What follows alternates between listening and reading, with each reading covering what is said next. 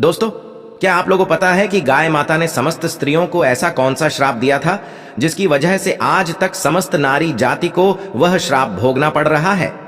गाय माता का एक ऐसा श्राप जिसे टाला नहीं जा सका, उसी की वजह से आज भी समस्त नारी जाति को वह श्राप भोगना पड़ रहा है। दोस्तों, वह श्राप कौन सा था? चलो आज हम आप लोगों को एक कथा के माध्यम से बताते हैं। दोस्तों, वीडियो को लाइक करके कमेंट बॉक्स में जय गौ माता अवश्य लिख दीजिएगा। एक समय की बात है जब भगवान श्री कृष्ण अपने दरबार में अपनी राजगद्दी पर विराजमान थे और उनके साथ में गौ माता भी थी। तभी उनके दरबार में देवी सत्यभामा पहुंच जाती हैं। सत्यभामा पहुंचने के बाद भगवान श्री कृष्ण को देखती हैं और उनके साथ में गौ माता को देखकर सत्यभामा अत्यंत प्रसन्न होती है।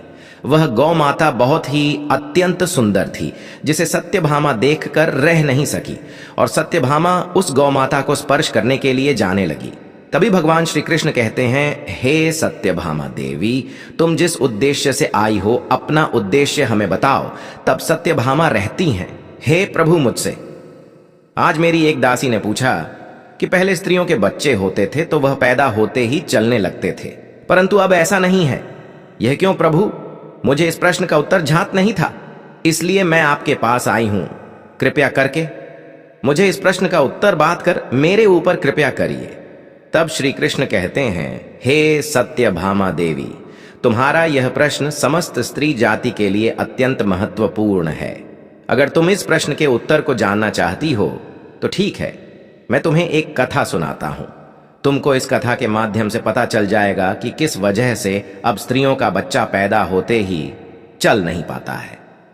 तब देवी सत्यभामा कहती हैं कि हे प्रभु, मैं इस कथा को मन और ध्यान लगाकर पूरा अवश्य सुनूंगी, कृपया आप कथा को सुनाइए। तब श्री कृष्ण कहते हैं कि हे सत्यभामा, एक नगर में एक रामू नाम का व्यक्ति रहता था।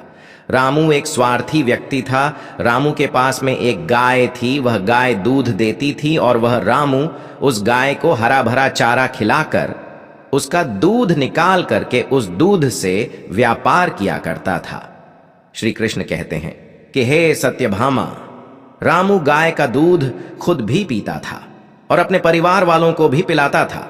उस दूध की वजह से ही रामू अपने घर के खर्चे चलाया करता था। श्री कृष्ण कहते हैं कि हे सत्यभामा, धीरे धीरे रामू का समय इसी तरह से व्यतीत हो रहा था।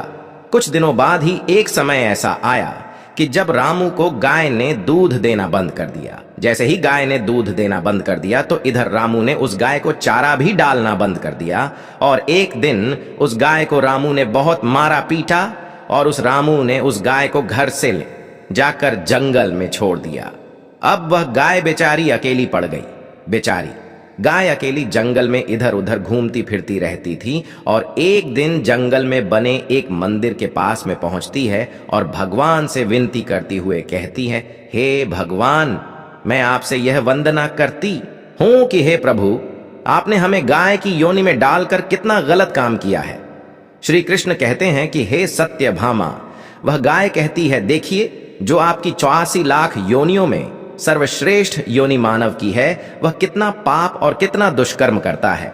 वह गाय आगे कहती है, जब तक मैं दूध देती रही तब तक उस व्यक्ति ने मुझे अपने घर पर रखा। जैसे ही मैंने दूध देना बंद कर दिया उसके बाद में उसने मुझे चारा भी डालना बंद कर दिया। इतना ही नहीं, उसने तो मुझे घर से बाहर ही निकाल दिया। अब मैं इधर उधर भटक रही हूं। अब जंगल में चारा खा खा करके, जंगल में घास खा करके मैं अपने पेट को भरती हूं, गुजारा करती हूं। हे भगवान, आपने जो सर्वश्रेष्ठ योनि बनाई है प्रभु, यह तो कितनी स्वार्थी और लालची योनि है। श्री कृष्ण कहते हैं कि हे सत्यभामा, धीरे धीरे समय व्यतीत होता चला गया।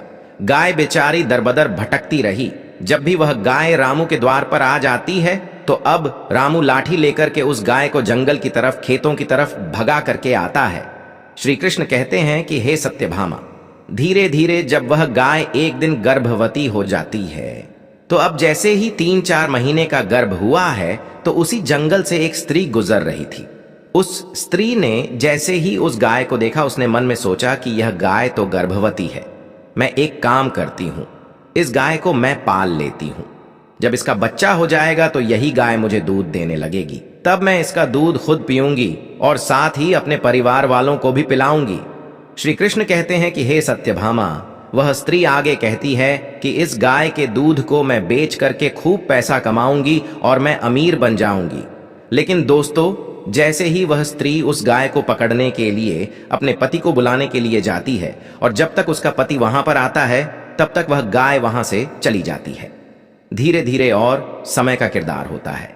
श्री कृष्ण कहते हैं कि हे सत्यभामा, जब उस गाय के प्रसव का समय नजदीक आ गया तब वह एकांत जंगल में सुरक्षित जगह पर जाकर के उस गाय ने एक बछड़े को जन्म दिया। श्री कृष्ण कहते हैं कि हे सत्यभामा, प्रसव के कुछ समय बाद वही स्त्री उसी जंगल में घास काटने के लिए अपने खेतों पर गई हुई थी।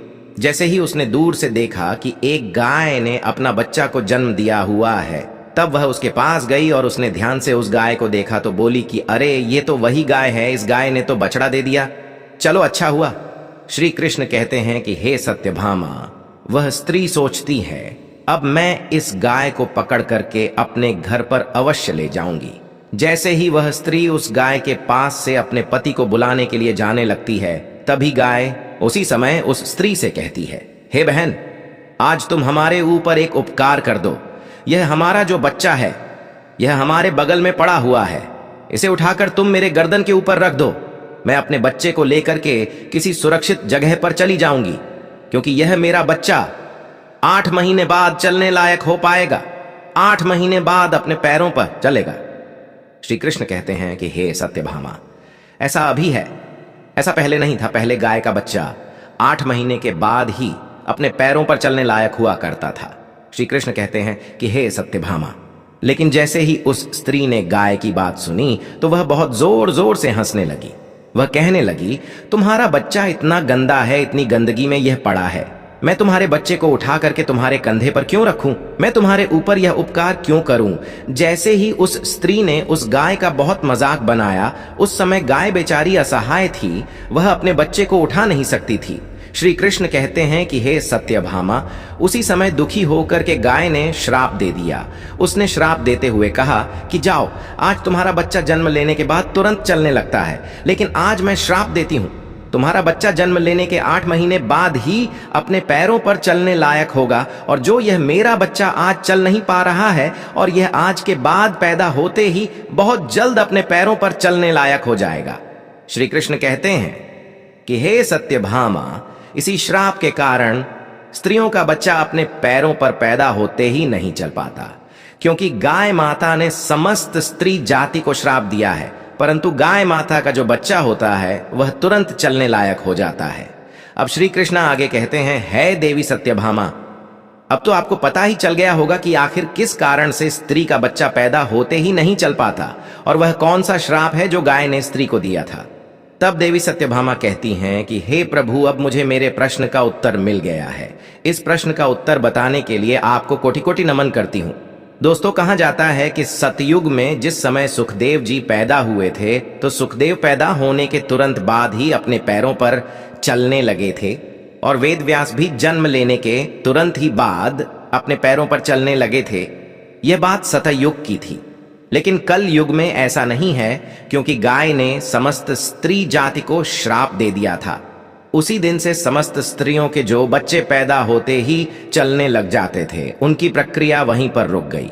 गाय के श्राप के कारण ही स्त्री का बच्चा 8 महीने बाद ही बच्चे चलने लायक, अपने पैरों पर खड़े होने लायक बन पाता है, और गाय का बच्चा उसी दिन से अपने पैरों पर चलने लायक हो जाता है। इसीलिए किसी की आत्मा को कष्ट नहीं देना चाहिए, और यही सनातन धर्म का सबसे बड़ा धर्म है।